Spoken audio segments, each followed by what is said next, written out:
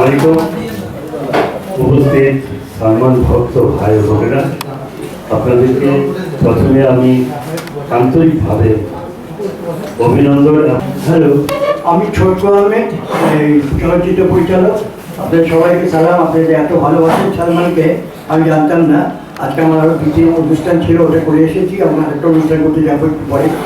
তো আমার কাছে খুব ভালো লাগছে যে 29 বছর পরেও আপনারা সালমানকে মনে রেখেছেন।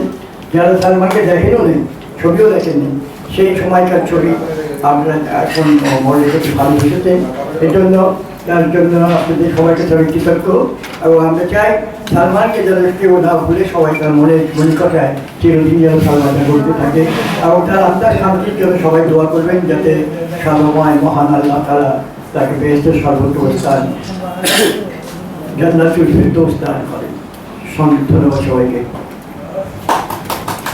আসসালামু আলাইকুম উপস্থিত সালমান ভক্ত ভাই বোনেরা, আপনাদেরকে প্রথমে আমি আন্তরিকভাবে অভিনন্দন এবং আপনাদের প্রতি কৃতজ্ঞতাই